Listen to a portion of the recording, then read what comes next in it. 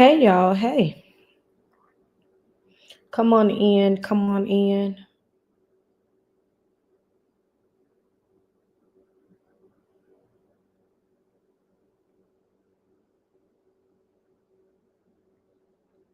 Come on in.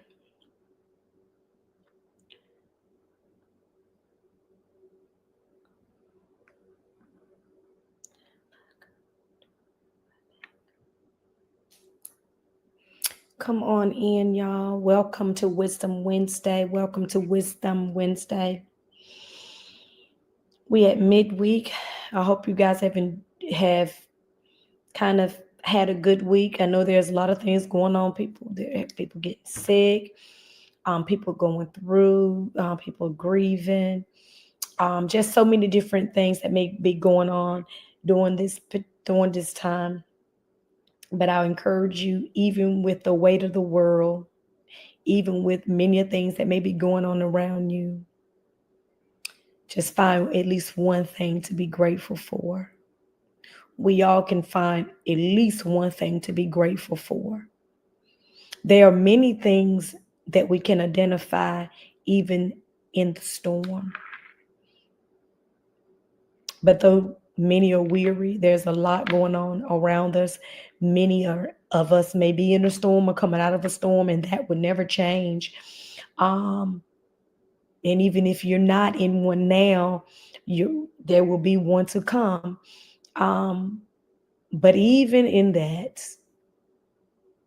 even with things that may be going on around you, even with people that may be slaying your name, even with people that may be stabbing you in the back, even with your finances looking how they may be looking, even when the doors have been shut, even when you're having health issues or the report is saying what it says and it's a negative, even when you feel like that you have nothing to be grateful for. No reason to put a smile on your face. No reason to give thanks. We have a lot. And if you just find one thing to say, Lord, even though this may be going on, I thank you. I thank you I'm still in my right mind. I thank you that I didn't throw in the towel. I thank you that my friend or my children or my aunt or my mom or my dad, whomever, is in good health. The report that said one thing changed. You connected me with individuals that can help me continue in my purpose. You shut the doors on the ones who meant me no good. Whatever the case may be, it can be something that's small, but I promise you it's something that we all can be thankful for. Well, I come tonight for this Wisdom Wednesday just to bring a few words of encouragement, a few things that can help bring transformation to your lives, and just to let you know that you're not alone in whatever place that you may be in, whatever thing that it seems to may be a delay, whatever that thing that may has taken you to a place where you think you've been forgotten, where you think that whatever word that maybe have been given to you that has not come into fruition, had feeling that God has forgot about you. You may be having a lot of things that are going on, so you're having questions pointing to God, like why, where, and when. I can tell you this, and that's why the title of tonight is What's for You is for You. There's a song that's been in my spirit today, and it simply goes, when God has for me, it is for me.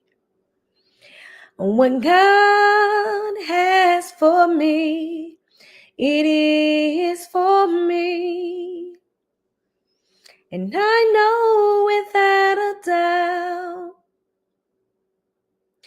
that He will work it out or bring me out. When God has for me, it is for me. Now listen. What God has for you, it is for you. What God has for you, it is for you. I know without a doubt that He's gonna bring you out, that He's gonna work it out. What God has for you, it is for you. It is for you. It is for you. I want you to meditate on those words. That what's for you is for you. Can't no man, can't no woman, can't no devil in hell can do anything to deter what he has for you. I know you may be seeing that you're in a long waiting season. I know things may seem to be tough.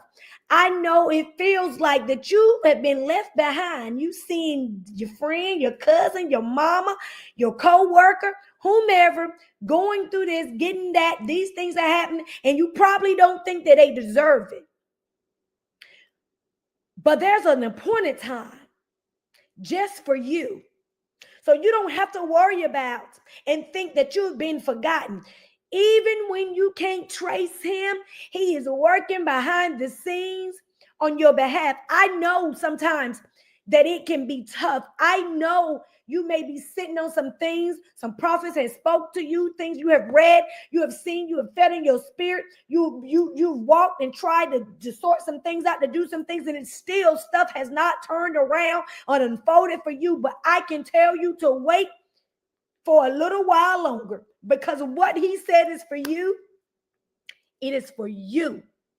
And what the enemy tries to steal and tries to kill and to destroy, it's not going to happen. He's trying to play with your mind. He's trying to use your circumstances. He's trying to use your past, and he's trying to use your pain and everything else to hinder the process of you moving forward or waiting well. But he can't do any of those things not unless you allow him. Even in the Bible, it tells us there's an appointed time for God to do what he's going to do. There's a season for everything. For everything. And then, we love quoting the scripture of Jeremiah 29:11 when it says he knows the plan that he had for us. Plans not to harm us. So even when we're going through trials and tribulations, even when we got to go through some things that don't feel good, they're going to still work out for our good. See, we want stuff to be easy peasy. We don't want no trials, tests, challenges, or storms. We want everything. Okay, God, I just want it. I don't want to go through anything. But he has to make us. He has to take things away from us that is not of him. He got to prune us. He got to make us, give us strength to endure. Everything is not going to just be perfect peaches and cream all the time. And sometimes that's where us as people that we fail, because of the simple fact that we don't want to go through nothing, but we got to go through to get to. We got to go through. We love these cliche things, these word things that we've known over the years, stuff that's been said, but you got to go through to get to. That's exactly what it means. You got to go through the storm. You got to go through the health issues. You got to go through the attacks. You got to go through the physical attacks, the mental attacks, the emotional attacks. You got to go through them. The grief, the losses, we got to go through. But what is for you is for you. And can't nobody take it from you. I will encourage you, though, to stop looking at and paying attention to what everybody else is doing and how they getting and you not getting. You don't know what folks have to go through. You don't know the trials, the tribulations, the storms, the losses, whatever, the doors shut, the nose that they have to go through. Stop coveting over other people's things, because guess what? Sometimes you can covet over things that you're not supposed to have. They ain't supposed to have it. And you're coveting over it because you want it. Don't know all the hell that they going through because they in it and won't never supposed to have it. want to be in his perfect will and not the permissive. I have been in the permissive will of the Lord so many different times. But honey, once I passed that test, I didn't want it no more. I want to be in his perfect will. And the only way that we can be in his perfect will is not to stop trying to be in a permissive will, doing whatever we want to do and thinking we're going to reap some benefits. Because let me tell you, even in his word says when God blesses, he added no sorrow. Sometimes we're calling stuff blessings and it ain't no blessing because you put yourself there. You got yourself in debt to be there. You got yourself connected to these individuals and things to be there. You went and accepted a position that God didn't tell you to accept. All the red flags was there. The signs were there. You ran into it anyway, and you weren't supposed to be there. In this season and in the seasons to come, you got to know who you are and what's for you. Because what you may be looking and seeing is fictitious. Some things we bring on ourselves because we want stuff so bad that somebody else has, and that's not what he called us or told us and that we were going to have. We just wanted it because somebody else, and you got to bear everything that comes with it.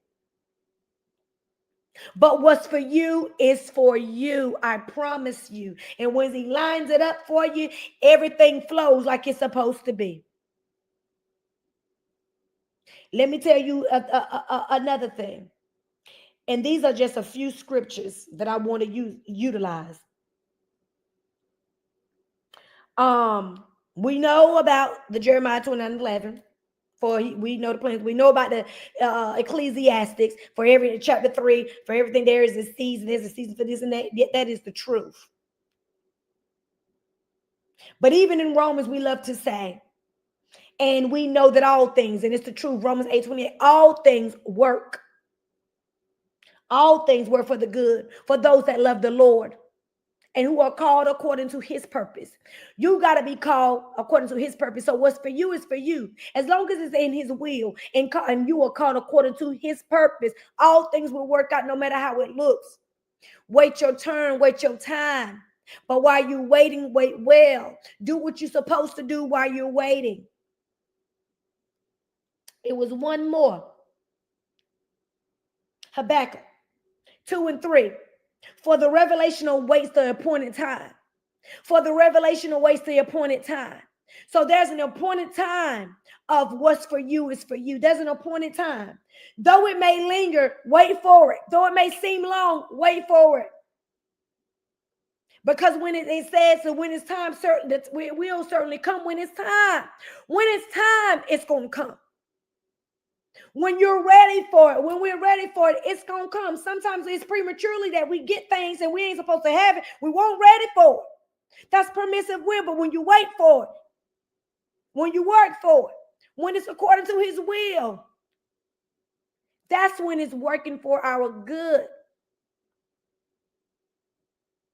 Don't worry about how much it seemed delayed and when my turn and all of that. What's for you is for you. Don't allow the enemy to play with your mind. Don't allow the enemy to do the things he wants to do to make you feel like your arrival date should be before it is. Because it's an appointed time for you. He ain't forgot about you. There's still some things that he may have to do in you. There's been plenty of things that have been prophesied over my life that at this particular time, I'm still waiting. And although it's sometimes you may be like, okay, Lord, this and that. Well, what else says God, show me what other things do I need to surrender? Do I need to do this and do that for you? And don't just be doing things because you want something from him. We want to be healed, happy, and whole from the inside out. The outside can look real good, but what's the inside looking like? Spend time working on you so you can obtain everything that he has for you, because can't nobody take it away. If you don't get to where you need to be, it's because of you. If I don't get where I need to be, it'll be because of me. We can't blame nobody. So if you're battling unforgiveness and going through different traumatic things and stuff that has happened in life, get you a therapist, get you a coach, and do the work. Don't expect nobody else to do the work. We got to get enough of these excuses. We got to do the work.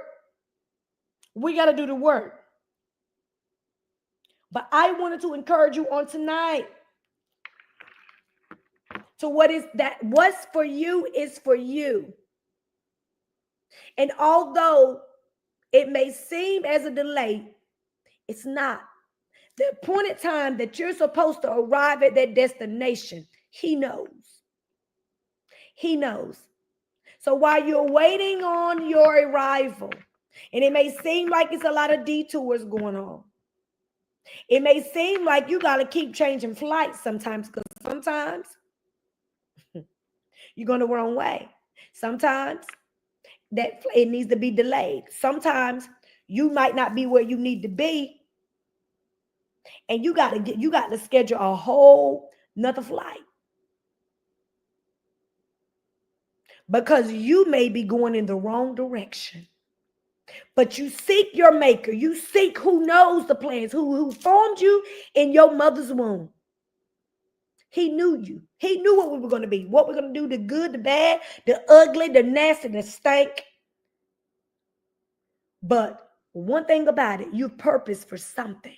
And it's not what your neighbor got. It's not purpose for what your friend doing, your cousin, your daddy, your baby daddy, your baby mama, your sister.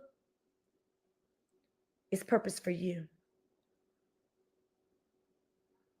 So don't let nobody tell you you're nothing, you're never going to be nothing. They can't tell you nothing because they didn't make you. They didn't form you. They didn't have you formed in your mother's womb. They didn't appoint you or call. They can't speak. Let me tell you something. If you allow people to tell you who you are, what you not, what you is, you ain't going to never be nothing, this, that, and the other. Listen, don't allow that. That's of the enemy. Seek God. He knows everything about you, your ins and outs, how many hairs you have on your head, everything. Not individuals who try to tear you down because they need healing. Know what's for you is for you. And when it's time, you will know. When it's time, God will let you know. So stay in position and get in alignment so that you can know and you can do exactly what he says. So your arrival time will stop being delayed. I hope I said something on this evening that has encouraged you, that has caused you to really think about, you know what? I need to get me together. I need to be in line. I need to do some things because it's time out of me keep going through these cycles and this, that, and the other. I need to stop. Okay? Stop, take note, listen to the Lord, pray, praise him while you in whatever you're going through. And just know and remember that what's for you is for you. Be encouraged. Be encouraged. See you next time.